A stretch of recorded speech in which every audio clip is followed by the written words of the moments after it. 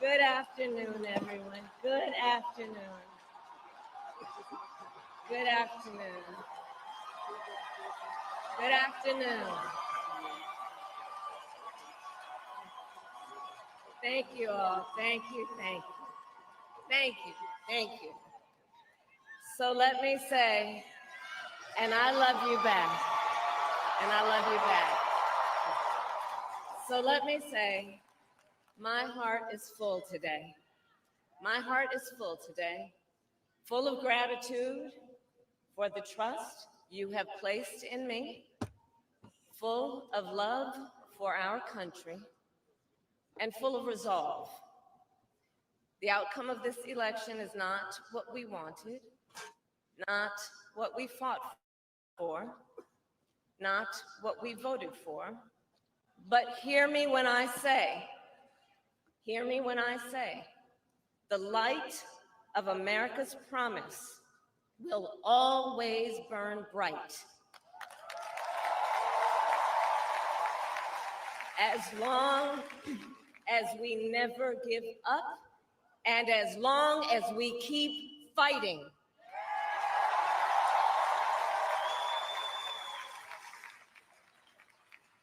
To my beloved Doug and our family, I love you so very much.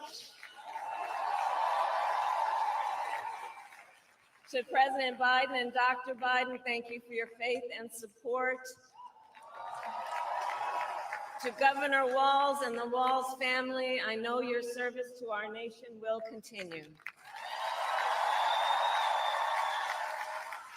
And to my extraordinary team, to the volunteers who gave so much of themselves, to the poll workers and the local election officials, I thank you all. Look, I am so proud of the race we ran and the way we ran it,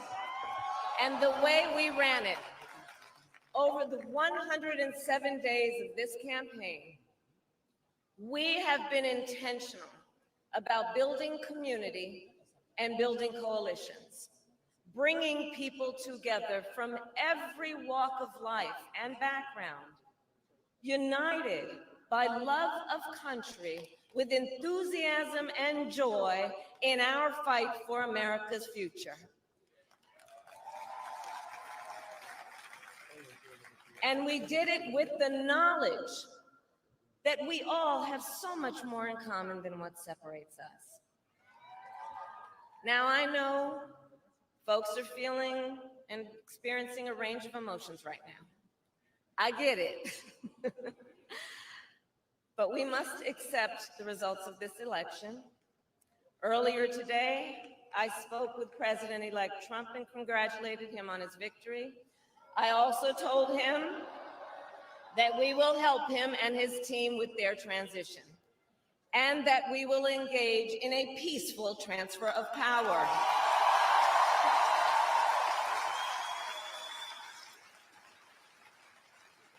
A fundamental principle of American democracy is that when we lose an election, we accept the results.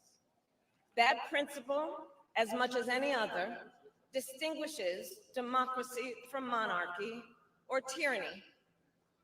And anyone who seeks the public trust must honor it. At the same time, in our nation, we owe loyalty not to a president or a party, but to the Constitution of the United States.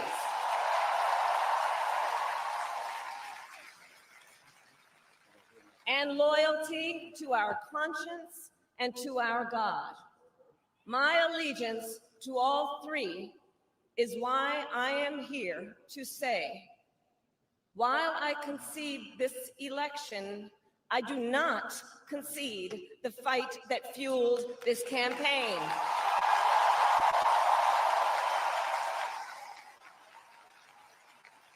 The fight for freedom, for opportunity, for fairness, and the dignity of all people. A fight for the ideals at the heart of our nation. the ideals that reflect America at our best. That is a fight I will never give up.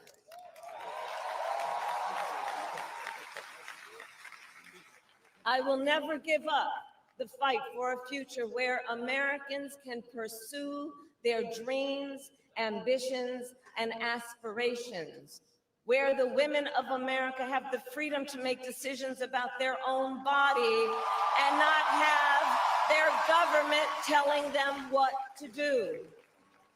We will never give up the fight to protect our schools and our streets from gun violence.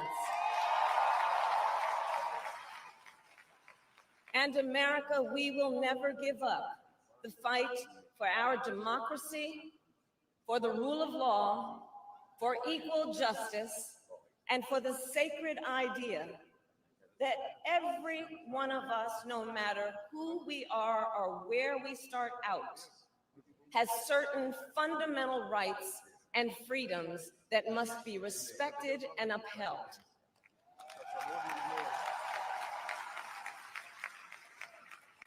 And we will continue to wage this fight in the voting booth, in the courts, and in the public square. And we will also wage it in quieter ways, in how we live our lives, by treating one another with kindness and respect, by looking in the face of a stranger and seeing a neighbor, by always using our strength to lift people up, to fight for the dignity that all people deserve. The fight for our freedom will take hard work, but like I always say, we like hard work. Hard work is good work. Hard work can be joyful work. And the fight for our country is always worth it. It is always worth it.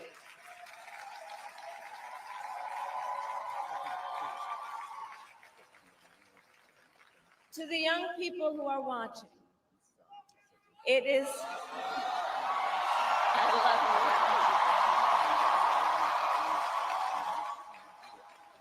you. To the young people who are watching, it is okay to feel sad and disappointed, but please know it's going to be okay. On the campaign, I would often say, when we fight, we win. But here's the thing. Sometimes the fight takes a while. That doesn't mean we won't win. That doesn't mean we won't win. The important thing is don't ever give up.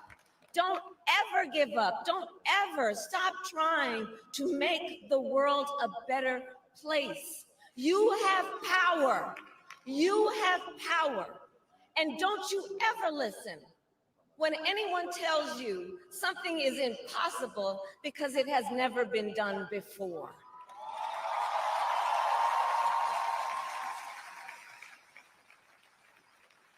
You have the capacity to do extraordinary good in the world.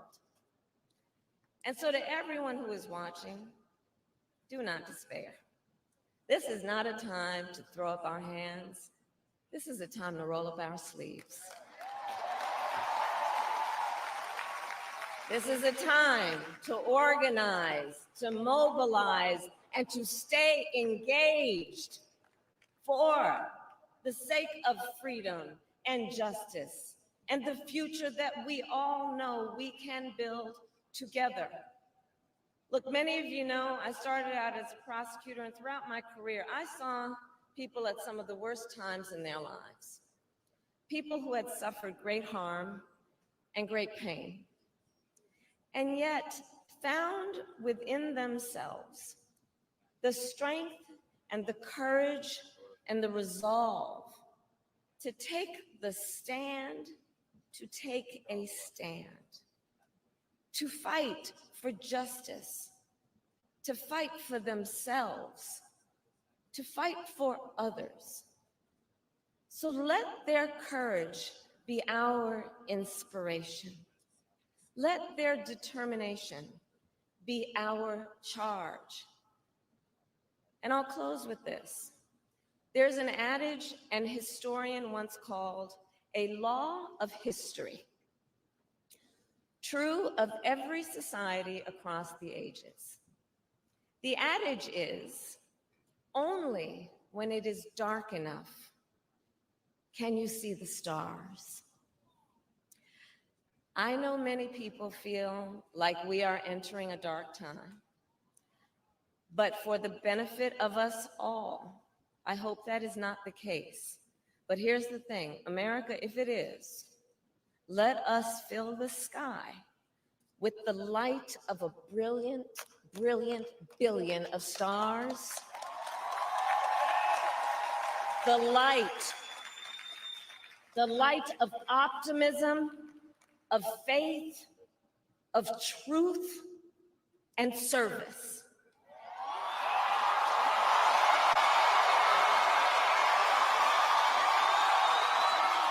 HU. And may that work guide us, even in the face of setbacks, toward the extraordinary promise of the United States of America. I thank you all. May God bless you, and may God bless the United States of America. I thank you all.